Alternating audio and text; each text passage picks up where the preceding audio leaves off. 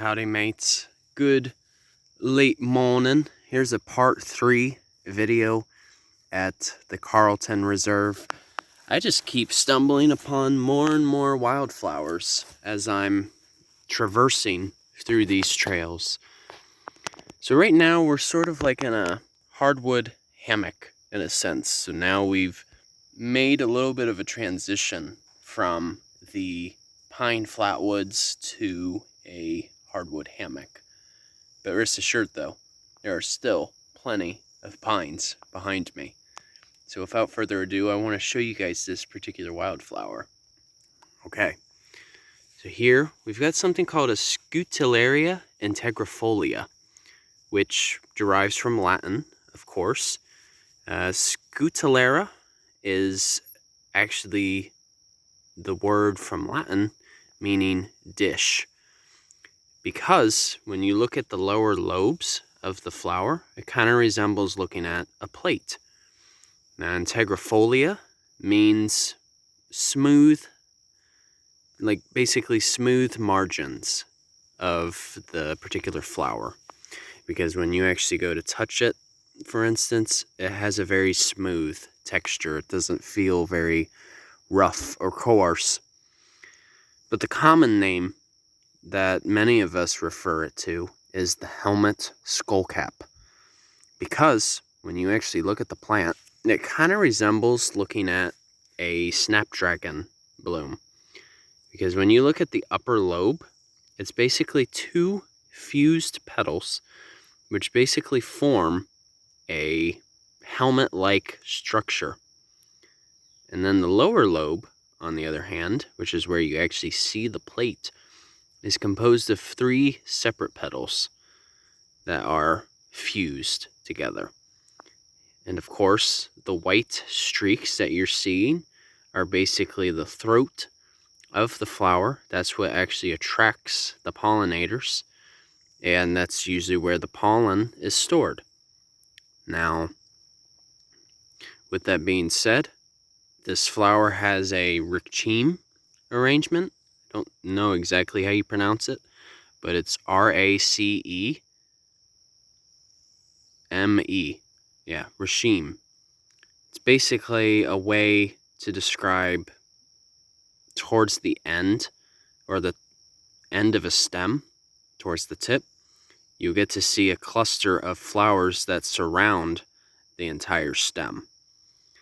So before the flower actually begins with its tube-like structure, it has a basal rosette formation. Because as you can see lower on the petal here, the leaves sort of resemble arrows in a sense. So this plant is quite essential because it can attract native pollinators, especially when it comes to our bumblebees. And not only bumblebees, but you also have to consider butterflies too. They have been considered to be attractions to the spice bush swallowtail and the eastern black swallowtail. Both species of butterflies are actually native to Florida. So, with that being said, since they can tolerate,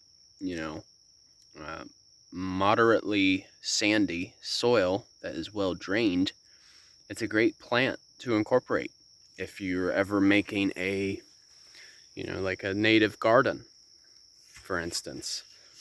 So like you can incorporate those into your home. And in addition to, you will most likely find them at native plant nurseries. So they're a pretty good deal. But another point that I wanted to make a discussion on was actually pertaining to this, just the protection of natural resources. So you guys are more than welcome to pause this video and read the interpretive sign if you want. But I'm going to continue. So essentially, as I've mentioned before, pretty much everywhere we, traverse, live on, or even drive through, we're always on top of a watershed, which is another term for aquifer. Both terms are basically interchangeable. So really, an aquifer refers to a subterranean body of water that lies beneath us. Now, the thing is, especially in Florida, the depth of the aquifer, beneath our very feet, can vary. But according to what I've read about this particular park, the aquifer is about 300 to 400 feet below us. And it's basically like the deeper you go, the more the soil changes. So like even in Florida, even with there being sandy soil, the deeper you go, the more the soil turns into a clay-like structure or a more confined sand. So even in Florida, soil stratification can vary. Though it may not seem like it initially, it actually really does. It's just, we're only seeing tip of the iceberg. We don't really see much of what's below us. But the point I'm trying to make is basically this park where I'm at, it's on top of one of the most important aquifers that actually provides the water supply to Sarasota County. So not too far from here is actually the water treatment facility. So essentially what I mean by that is it's not a stormwater management facility. That's a different thing. So there is indeed a difference between stormwater management and water treatment facilities.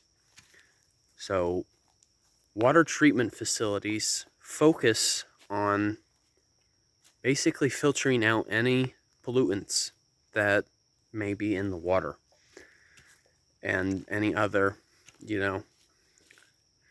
like eggs, coming from insects or mosquitoes, just as an example.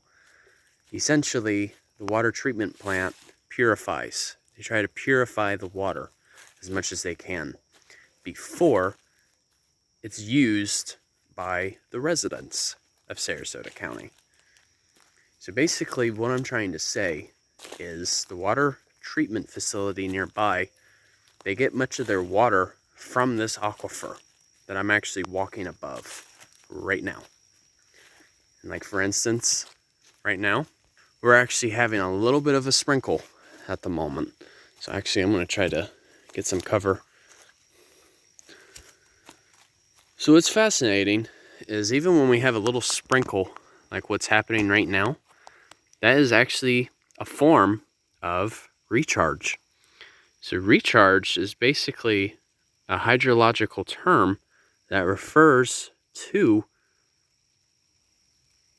new water coming in. I mean, I wouldn't say like new water, but just more water coming in. Because as I've mentioned before, there really is no such thing as new water. But what this recharge does is it helps replenish the aquifer. So it helps basically restore what has already been used. But this water treatment facility, they have all these pipes underground nearby and will eventually branch off into more pipes, which will eventually lead to a home. So frankly, any house that is built, it has to be connected to a pipe somehow. It has to be found. Unless, of course, if you are using a well. That's a different story. But oftentimes, even though the water treatment facility is providing, extra purification, the water already has been purified in a sense, because the deeper you go in the soil layers, the more limestone is present, which indeed acts as a natural filter. So really, we can do our part to help reduce the amount of water that's used. A couple of methods can include, taking shorter showers, making sure that there's no leaks in your faucet. Try to not use more water than you have to. Or even, some of the watering hoses that we use, like for irrigation or, providing less dry grass, is, put it on a timer. Try to not have that go off more than you have to. So, those are just a couple of different methods that you can use.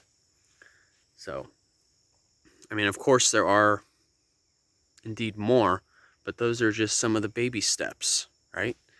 So the more people who take those baby steps, the more water is conserved. So, all right, you guys, thanks for watching. Hope you enjoyed this video, and Journey on a Journey is outwards. Take care, folks. See ya.